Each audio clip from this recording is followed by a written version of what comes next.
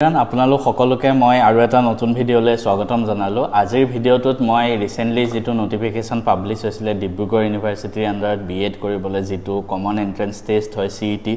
হেতুৰ ওপৰত নোটিফিকেশনটো তাৰ ওপৰতে এক্সামত কি ধৰণৰ প্ৰশ্ন আহে কি বস্তু চাব লাগে বা কেনেকৈ পঢ়িব লাগে এটা থুলমূলকৈ আপোনালোকক আইডিয়া দিবলৈ মই চেষ্টা কৰিম। আজিৰ এই ভিডিঅ'টোত মই প্ৰথমতে নোটিফিকেশনটোৰ কথা যদি কৈ দিওঁ এই নোটিফিকেশনটো যোৱা এপ্ৰিলৰ শেষত ওলাইছিলে আৰু এতিয়া ফৰ্ম ফিলআপ চলি আছে 25 মে লৈকে লাষ্ট ডেট হয় আৰু নোটিফিকেশনটোত কি ইম্পৰ্টেন্ট পইণ্ট দিয়া আছে যদি মই কওঁ ইয়াতে মেইন কথা আছিল যে আপোনালোকৰ গ্ৰেজুৱেচনত 50% মাৰ্ক হ'ব লাগে। আপোনালোকে যোনটো ষ্ট্ৰীমৰ পৰাই নকৰক 50% গ্ৰেজুৱেচনত মাৰ্কস হ'ব লাগিব। তাৰোপৰি যদি এসসি বা ওবিসি হয় তেন্তে 5% ৰিলেক্সেশন দ্যাট মিন্স 45% মাৰ্ক আপোনাৰ গ্ৰেজুৱেচনত থাকিব লাগে। আৰু এই এক্সামটো দিব যাওঁতে আপোনালোকৰ কেনেকুৱা ধৰণৰ প্ৰশ্ন আহে ঠিক আছে। মই এটা কথা আপোনালোকক প্ৰথমতে জনাই থওঁ যিকোনো ধৰণৰ পৰীক্ষা দিবলৈ যোৱাৰ আগতে প্ৰথম কথাটো আপুনি এপ্লাই কৰিব যে সেই এক্সামটোত আগতে কেনেকুৱা প্ৰশ্ন আহিছিলে সেইখিনি আমি চাব লাগে। মই নিজে যেতিয়া জব এক্সামৰ প্ৰিপাৰেচন কৰিছিলোঁ মই নিজেও 3টা এক্সাম ক্ৰেক কৰিছিলোঁ জবৰ 6 মাহৰ ভিতৰতে তাকো কোচিং নোহোৱাকৈ মই অকল ইউটিউবৰ পৰা পঢ়ি চেন্ট্ৰেল গভৰ্ণমেণ্টৰ যিকেইটা জব আছিলে মই পাইছিলোঁ আৰু মই সেইটো কাৰণে এই চেনেলটোত গাইড কৰিবলৈ খুলিছোঁ। বিভিন্ন ধৰণৰ জবৰ বিষয়ে গাইড কৰিম, বেছিকৈ বেংকৰ ৰিলেটেড গাইড কৰিম, তাৰ উপৰি বেলেগ এক্সামতো গাইড কৰিম। চেনেলটো একবাৰ ছাবস্ক্ৰাইব কৰি দিব।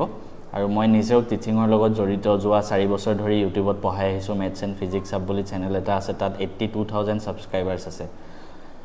এতিয়া মই যেটো কথা কৈ আছিলোঁ হেতু কথালৈ ঘূৰি আহোঁ। আপোনালোকে পৰীক্ষাটো দিবলৈ যোৱাৰ আগতে ইয়াৰ আগতে সেই পৰীক্ষাটোত কেনেকুৱা ধৰণৰ প্ৰশ্ন আহিছে সেই প্ৰশ্ন কাকতসমূহ এনালাইসিস কৰাটো বহুত আৱশ্যক হৈ পৰে। এই প্ৰশ্ন কাকতসমূহ আপোনালোকে পোনপ্ৰথমে এই পৰীক্ষাটো এপ্লাই কৰাৰ আগত প্ৰশ্নখিনি চাওক তাত কেনেকুৱা প্ৰশ্ন আহিছে ঠিক আছে। আজি ধৰক এটা দিন সময় লওক,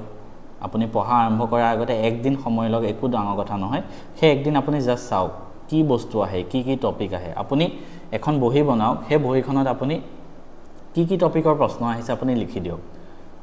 এটা দুটা পেজ যাব সেই বহিখনত ইংলিছৰ পৰা কি আহিছে, মেথছৰ পৰা কি আহিছে, জিকেৰ পৰা কি আহিছে, টিচিং এপ্টিটিউডৰ পৰা কি আহিছে লিখি দিয়ক ধুনীয়াকৈ। টপিকবিলাক লিখি ৰাখক জাস্ট ঠিক আছে। এই বস্তুটো আপোনাক বহুত সহায় কৰিব। সেকেন্ড কথা এই প্ৰশ্ন কাকতসমূহ আপোনালোকে ক'ত পাব সেইটো আপোনাৰ মনত প্ৰশ্ন উদয় হ'ব পাৰে। এইটো কাৰণে মই এটা সলিউশন লৈ আহিছোঁ। আমাৰ maths and physics up application এটা আছে। সেই মেথছ এণ্ড ফিজিক্স আপ এপটো প্লে ষ্ট'ৰৰ পৰা ডাউনলোড কৰক, কমপ্লিট ফ্ৰীত পাব ঠিক আছে। যোৱা 5 বছৰৰ প্ৰশ্ন কাকত আৰু এই 5 বছৰৰ প্ৰশ্ন কাকতখনো মই আপোনালোকে এনালাইসিস কৰিলে হ'ল। এই গোটেই 5 বছৰৰ প্ৰশ্ন কাকত মই নিজেও প্ৰিণ্ট কৰি ৰাখিছোঁ। কিয় ৰাখিছোঁ জানেনে? ইয়াৰ পৰা মই আপোনালোকক কিছুমান পঢ়াম মানে। আৰু মই ডাইৰেক্ট ল'ৰা ছোৱালীক কেতিয়াও পঢ়াই নিদিওঁ। মই পঢ়োৱাৰ আগতে চব বস্তু মই নিজেও এনালাইসিস কৰোঁ কেনেকুৱা ধৰণৰ প্ৰশ্ননো পৰীক্ষাত আহে আৰু সেইটো কাৰণে পৰীক্ষাৰ হিচাপতে মই পঢ়াওঁ। মই পঢ়োৱা বহুত প্ৰশ্ন মেট্ৰিক পৰীক্ষাত কমন আহে। Recently APSC assistant account officer এক্সামতো বহুত প্ৰশ্ন আহিছিলে। মই কাৰেণ্ট এফেয়াৰ্ছো দিওঁ, মই এনেকৈ এনালাইসিস কৰি পেলাই দিওঁ। এই গোটেই প্ৰশ্ন কাকতসমূহ আপোনালোকে মেথছ এণ্ড ফিজিক্স আপ এপটো ডাউনলোড কৰি তাত ৰেজিষ্টাৰ কৰিব। এপটোৰ লিংক ডেছক্ৰিপশ্যনত পাই যাব। ৰেজিষ্টাৰ কৰি ধুনীয়াকৈ ফ্ৰী মেটেৰিয়েলছ বুলি এটা পৰ্চন পাব, তাত ক্লিক কৰি দিব। ফ্ৰী মেটেৰিয়েলছত ক্লিক কৰাৰ লগে লগে আপুনি প্ৰিভিয়াছ ইয়াৰ পেপাৰ এটা ফল্ডাৰ পাব। সেই ফল্ডাৰটোত টিপি দিব। তাৰপিছত আপোনাৰ বহুত এক্সামৰ পেপাৰ মই তাত আপলোড কৰি ৰখা হৈছে। তাত আপুনি জাষ্ট চাব DU BEd CET যোনটো এক্সাম, সেই তাত ক্লিক কৰিলে আপুনি 5 বছৰৰ প্ৰশ্ন কাকতসমূহ নিজৰ মোবাইলত ডাউনলোড কৰি ৰাখিব পাৰে।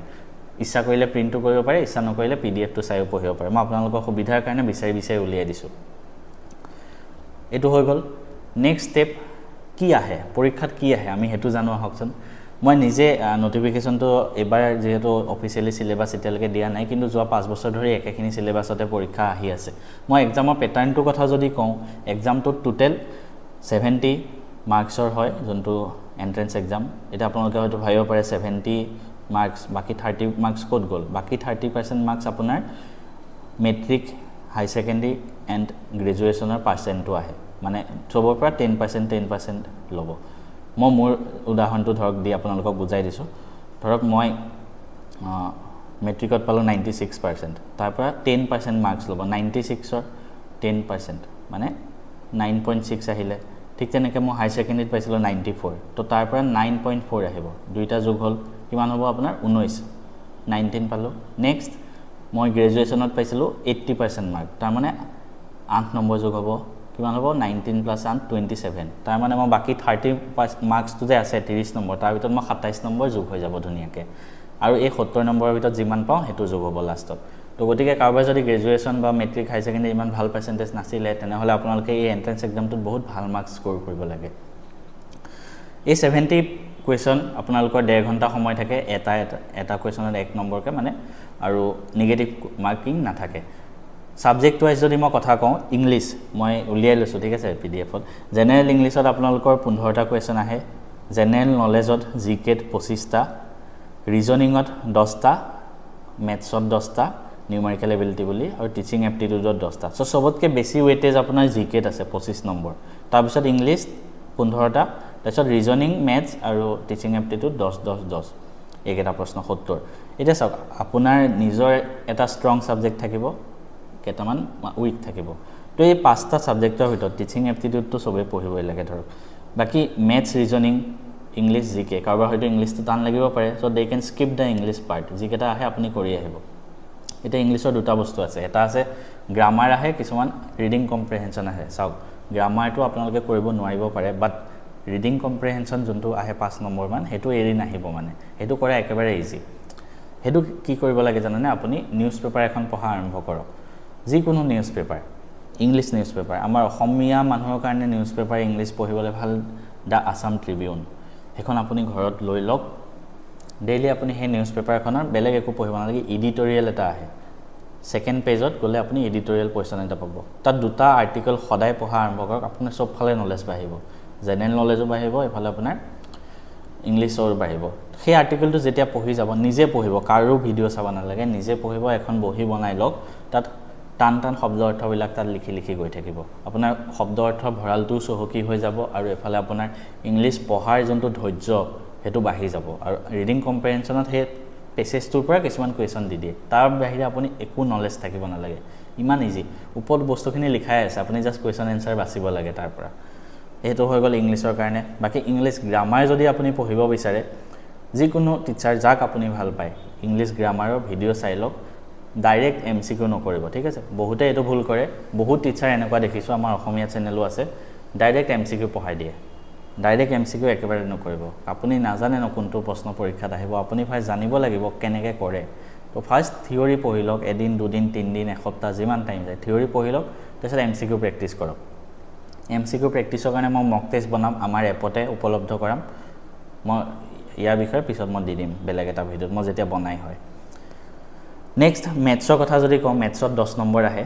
মেথছৰ 10 নম্বৰ কিন্তু ইমানো টান নাহে যাৰ বেসিকটো ষ্ট্ৰং থাকে সি আৰামত কৰি আহিব পাৰিব তো মেথছৰ 10 নম্বৰটো আই হোপ মেথছৰ 10 আৰু ৰিজনিংৰ 10 আপোনালোকে হেৰুৱাব নালাগে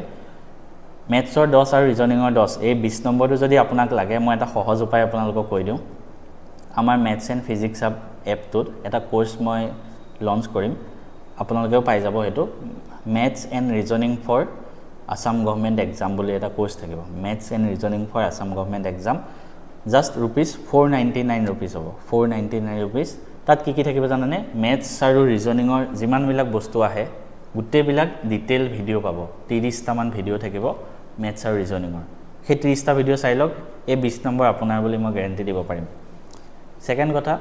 অকল ভিডিও দিয়া নহয় আপোনালোকক মক টেষ্ট দিয়া হ'ব মানে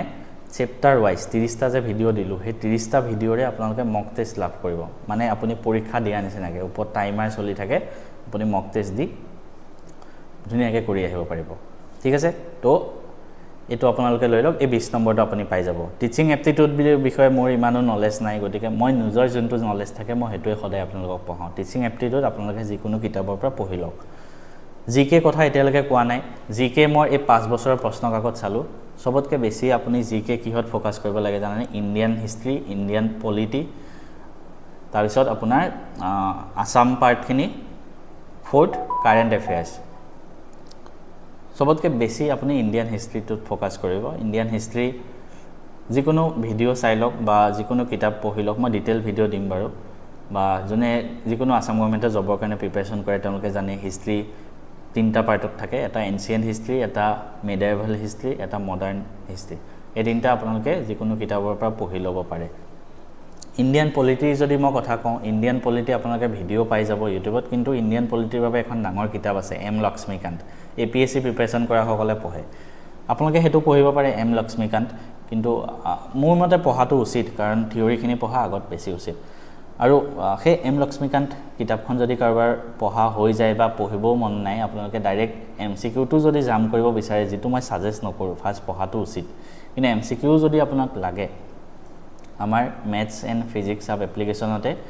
এটা অতি মিনিমাম প্ৰাইসত এটা MCQ মক টেষ্ট আছে তাত কি পাব জানানে আপুনি ইণ্ডিয়ান পলিটি কমপ্লিট চেপ্টাৰ 21টা চেপ্টাৰৰ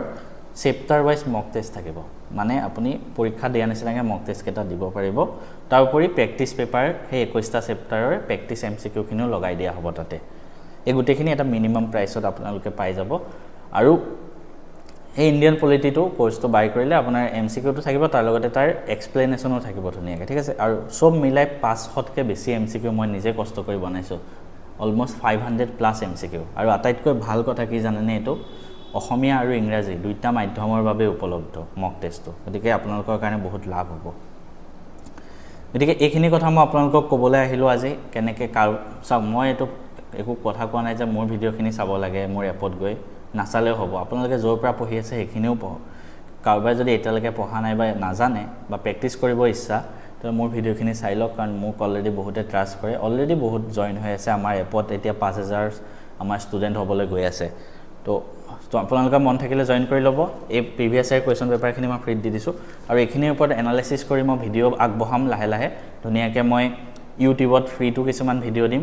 ইউটিউবত মই ধুনীয়াকৈ আপোনালোকক প্ৰিভিয়াস ইয়াৰ যিমান ম্যাথছ আহিছে কৰাই দিম এটা ভিডিঅ'ত ৰিজনিং বিলাক কৰাই দিম ইংলিশ বিলাক কৰাই দিম জিকে বিলাক কৰাই দিম আপোনালোকে জাস্ট ভিডিঅ'টো কেনেকুৱা পালে একবাৰ কমেন্ট কৰিব এই ভিডিঅ'টোত যদি ভাল ৰিচ আহে তেতিয়া মই যিখিনি প্ৰজেক্ট কলো ইউটিউবত যে দিম বুলি এই গুটে এনালাইসিসখিনি মই তেতিয়া ডেস্কটো দিবলৈ মোৰ ভাল লাগিব ভিডিঅ'টো নিজৰ ফ্ৰেণ্ডৰ